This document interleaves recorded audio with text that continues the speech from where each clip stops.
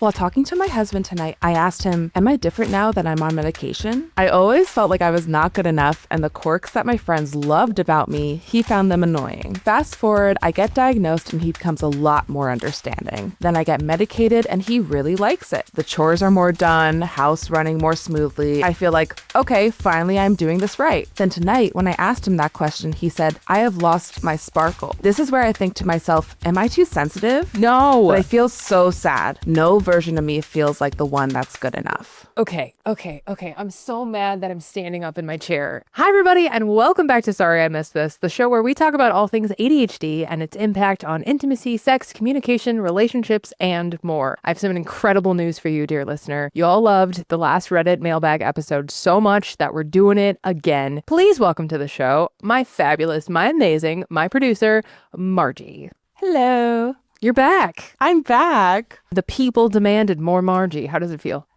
It feels pretty good. Feels like an accomplishment. It's what I was really trying to do this whole time. Hey, do you want to do some Reddit reactions? Heck yeah.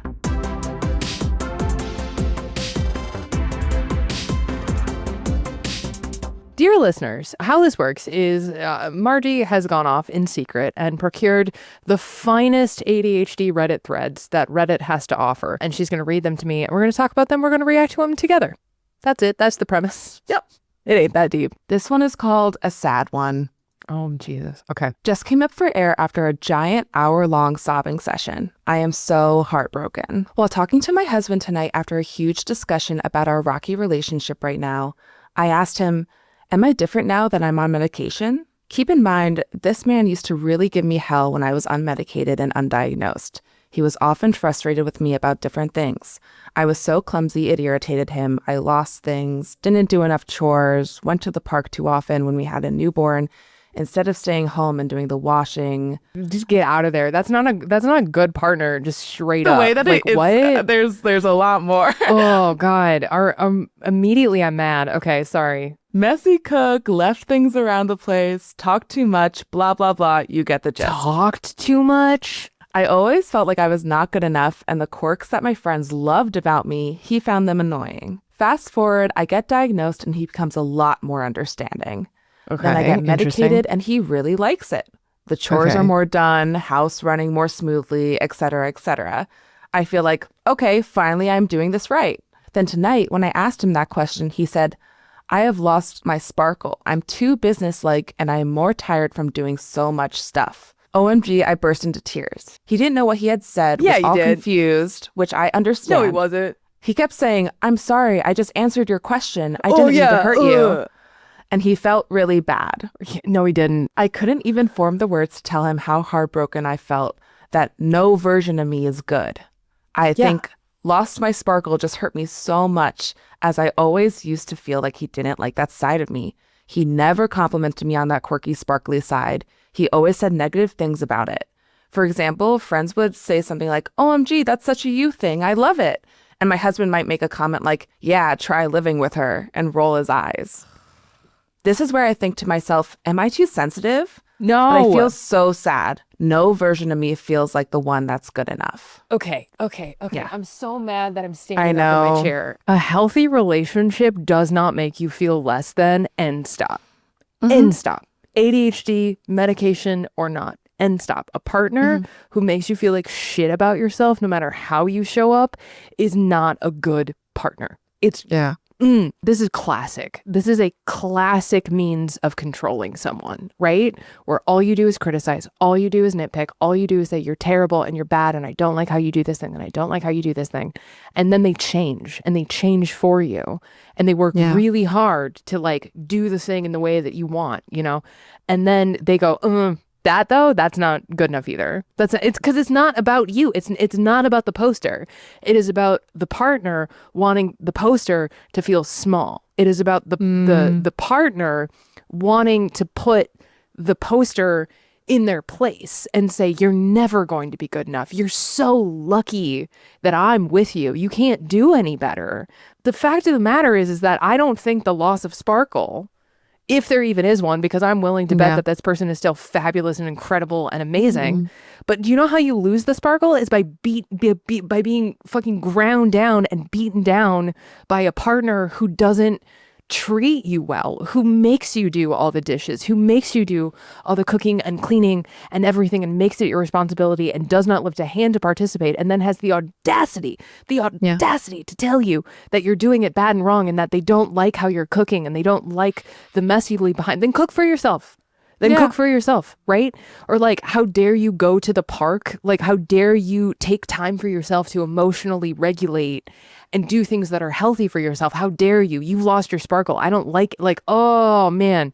Oh man. It has nothing to do with that person. Yeah. And like medication, there is often a concern about that. There is often a concern about, I'm going to lose my creativity. I'm going to lose my sparkle. I'm going to use whatever. But often where that fear comes from is from a fear of not showing up as your authentic self anymore. And so this poster, I'm assuming it's a she, this poster doesn't have the ability to be themselves. There is no space in their own life where she can be herself. And so dulling the sparkle, making herself smaller in order to please the partner. Then on top of that, now she's taking medication that does give her the ability to focus and to get the stuff done. But is she getting the stuff done because she wants to get the stuff done? Or is she getting the stuff done out of fear that the partner is going to get angry and upset and criticize and further tear her down if she doesn't? That's where the loss of sparkle is coming from. That's I will fight about that. That's such a good point. Yeah. One of the things that is hardest about this work, and I know this is probably true for you too, Margie, like I get comments like this all the time. I get emails like this all the time from people. It's staggering. It is staggering how many women are in unhealthy, toxic relationships because they're being told that they're the problem. And maybe if they just work a little harder, maybe if they just change their entire way of being and moving through the world, then they'll be good enough for love. It seems like any way you cut it, this partner would have been upset by something. Yeah. And I could so see where people pleasing and rejection sensitivity is playing for this poster too. Yeah. Where it's like, well, I want to please my partner. Like their rejection was big enough for them to change everything about themselves. I feel like I want to do a whole episode on this, but just rejection sensitivity and people pleasing and not leaving toxic relationships, because it's so scary. And I don't want to like minimize that or be like, oh, all you have to do is just leave them. Like there's so many it's so hard to leave. It could be mitigating so hard factors. To leave. Yeah. But I don't know, like there's so many women with ADHD who are staying in toxic and unhealthy relationships because of the fear of leaving and that people pleasing element. Do you have like a fun one that we can palate cleanse on? I know, right? I was like, maybe I'll do one more. None of them are fun. Sorry. This one is called I'm Scared of Losing My Relationship with My Girlfriend Because of My Inattention. Okay, let's hear it. I, 25 female, have been with my girlfriend, 22 female, for 3 years. We live together. On paper, everything is great, but the problem has always been me. I started a big corporate job 3 weeks ago, and last week my aunt passed away, so I took some sick days. I feel completely overwhelmed by everything that comes with having a job and trying to be good at it, which I clearly can't be considering I'm on Reddit instead of working right now.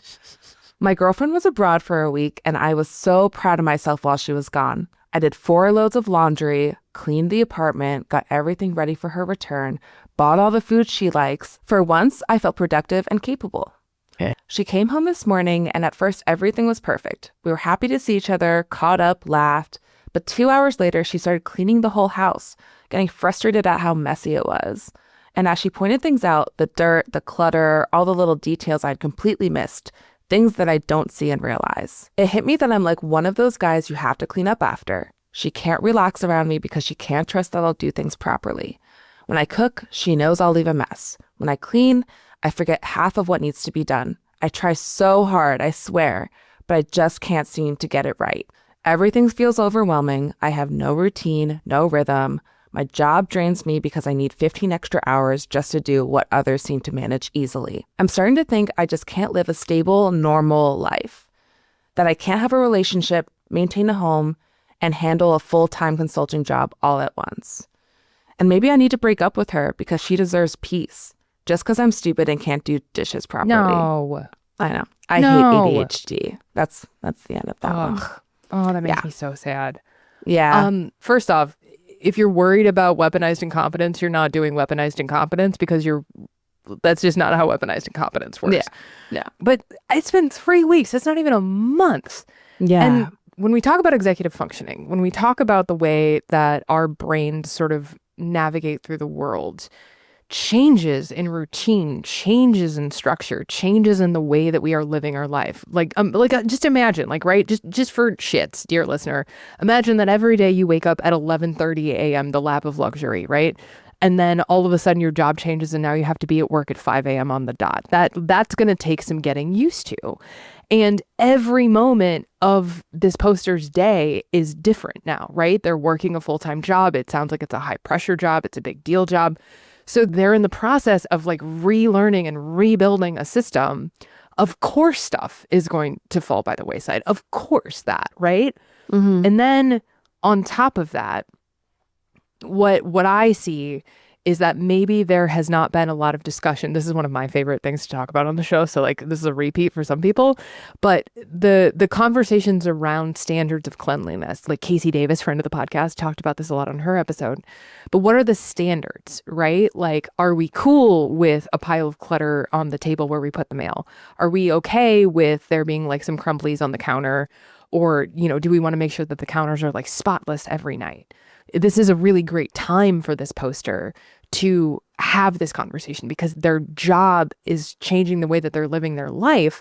And so that's a great time to say, hey, I'm feeling really overwhelmed at the end of the day. I'm feeling really tired and exhausted. Let's talk about equity. Let's talk about who is doing what. I know that I'm always going to leave a mess when I cook. Well, then maybe the partner could clean, or, I'll sweep and vacuum, but you dust because I know that you don't like it when there's dusties on the shelf, but I don't tend to notice them. I think that's part of it. I also think that this is sort of an interesting moment because something else that I'm hearing in the story is the partner went off for a week or so. And so she had time to not be in the space. She had time to sort of kill the clutter blindness, kill the space blindness of, oh, this is just how my house is. Goes off, comes back and is like, oh my God, it's so messy and cluttered in here. Meanwhile, the person who has been in the apartment and who has been living is like, yeah, it's just how the apartment is. And so you've got two different perspectives based on time away, time out, and then somebody who's been hyper focused on, I really want to clean this apartment. I really want to get it really nice for my girlfriend when she comes back. So yeah, I don't think this is an unfixable problem. And frankly, this sounds like a partner who deeply cares about the relationship and wants to do well. But a lot of it also sounds like internalized shame and internalized guilt and calling yourself stupid because you're in the midst of a massive change and just all of this stuff going on.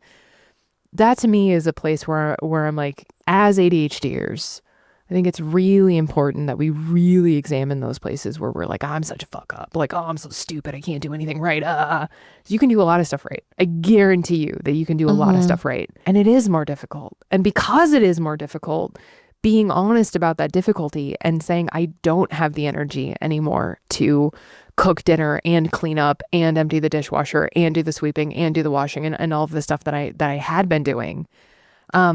Sometimes stuff needs to shift. Sometimes things need to change. And it doesn't mean that you're a failure. It doesn't mean that you're a bad person or a bad partner or that you're using weaponized. Nobody plots. If you're using weaponized incompetence, you're not going I'm going to pretend. It just, you know what I mean? There's not that self-awareness component. And so if that is the fear, that I think the most powerful thing that can happen here is not one, a series of vulnerable and intimate conversations, not only about the share of the workload, but also just it would break my heart if I found out that my partner felt like they were stupid or they were bad at stuff. So I don't know. Dear listener, if you see yourself in this post, I really encourage you to have a conversation around standard of care and who's doing what. Yeah. Casey Davis is a great resource. The Fair Play deck is that just single-handedly saved my marriage, is the Fair Play deck. So things like that you can check out. Yeah. But yeah, just starting a conversation about what does clean mean to you? These two partners need to have a conversation because this poster is even considering breaking up with this person. I feel like they're having that conversation only with themselves. Yeah. And it's kind of selfish not to bring in your partner and what they think about it. Because like, what, you're going to break up with me over this? Like, no, like, let's talk about this. Yeah. Let's, you know, like, and not just like assume and jump to that as well.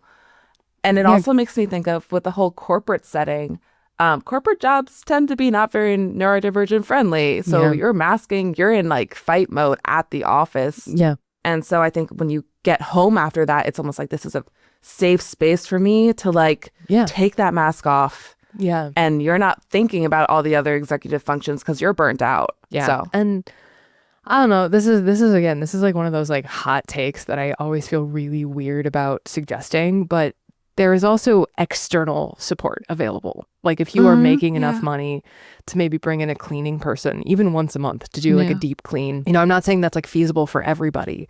But sometimes, you know, saying like, hey, I'm going to pay somebody $20 an hour to come in, you know, $60, $100, something like that. Small amount of money that can make such a huge difference in like quality of life and stress relief and like that kind of thing. There's a lot of different options available that aren't just, and I still personally have to manage all of this on my own. Or like do like a chore swapping service with your friends. Like I'll come do your dishes if you come sweep my floors, whatever, do it for free, you know? Build community. That's it for this week's episode of Sorry I Missed This. Thanks again to my wonderful, amazing, cool producer, Margie, for joining me and sourcing these Reddit threads for us to talk about. If you, dear listener, spot a good Reddit thread that you think would be a fun reaction to talk about on the podcast, shoot it over to us in an email at sorryimissedthis@understood.org. Thanks for being here. Bye. Bye.